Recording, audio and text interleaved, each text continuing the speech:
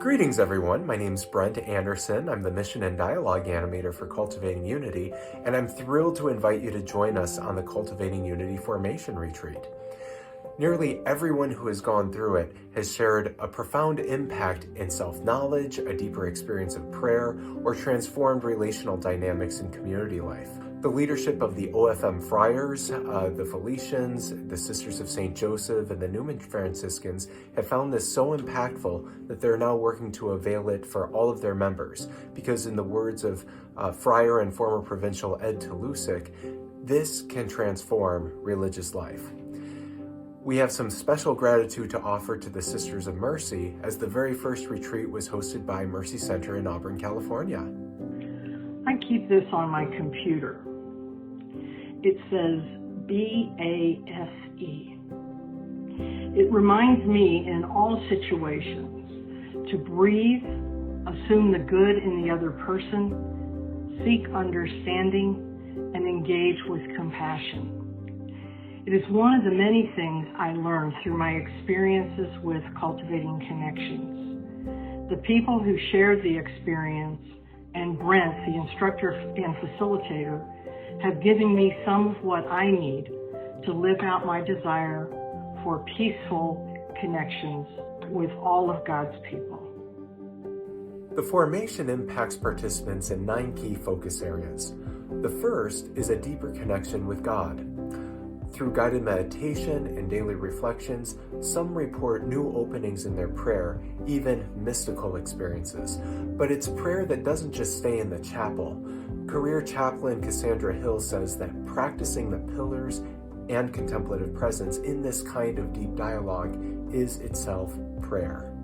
The second key outcome is a deepened sense of community connection.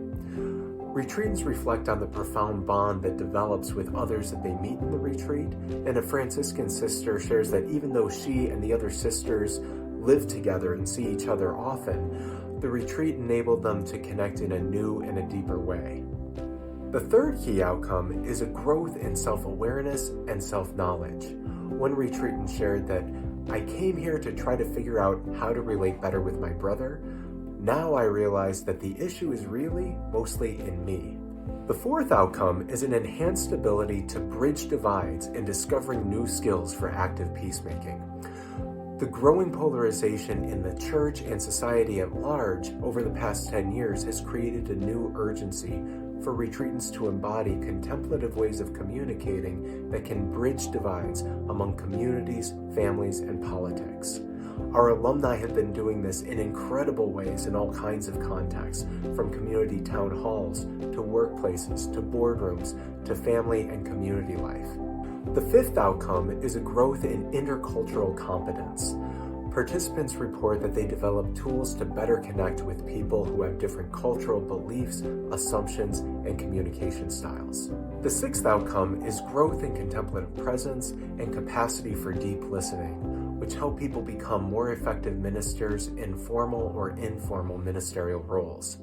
A hospital visitation minister recently shared with us that, "My visits with patients are so much deeper and more healing now. I wish I would have had this formation when I first started this ministry 30 years ago." A Franciscan sister shares with us, "I appreciate how contemplative spirituality can serve as a route for my conversations." And a sister of St. Joseph shares with us that this has made me more conscious. I now catch myself when I fall out of a listening presence. The seventh outcome is the unleashing of one's prophetic voice. Prior to the formation, most people come in with a belief that if they speak their truth, this will have the effect of eroding relationships, and they may not be wrong. So they're thrilled to learn the research-informed practices that enable them to share their truth, even if unpopular, in ways that also maintain and even deepen their relationships. The eighth outcome is leadership development. We've had a number of CEOs, senior hospital and education leaders, nonprofit board chairs, heads of government departments who shared remarkable examples of how this has enhanced their leadership skill. So much so that they've contracted with us to bring these contemplative practices to the rest of their leadership teams. Some religious congregations have found this to be a powerful spiritual and practical preparation for general chapter meetings, and also helpful for laying the foundation for synodal conversations. And our final outcome is transformation and healing in strained relationships. A sister shares with us that this has helped navigate some of their rubs and transform the ways that they relate with each other in their congregation. A retired professor shares with us that my son and I have barely spoken in the past 2 years. Using these skills really changed my approach to him, and now we're talking again, and it's going pretty well. The retreat practices are rooted in the disciplines that are listed here, but each of the practices that we share are always paired with a case study or a story, so we find that people from nearly any walk of life find the skills not just relatable, but they find the formation so engaging that they rank it 4.8 out of 5. For the virtual retreat structure, we gather once a week for 5 weeks for a 2-hour Zoom session, and then we reflect for 5 to 10 minutes each day with a prompt or a guided meditation that's supplied by Cultivating Unity. And then you're welcome to participate in a one-on-one reflection or coaching session for about an hour with the facilitator, who's also a spiritual director. This formation process is different from a customary retreat. It's the fruit of over 3,000 hours of research. Interviews with participants a year after completing the process indicate that the formation has a deep and long-lasting impact.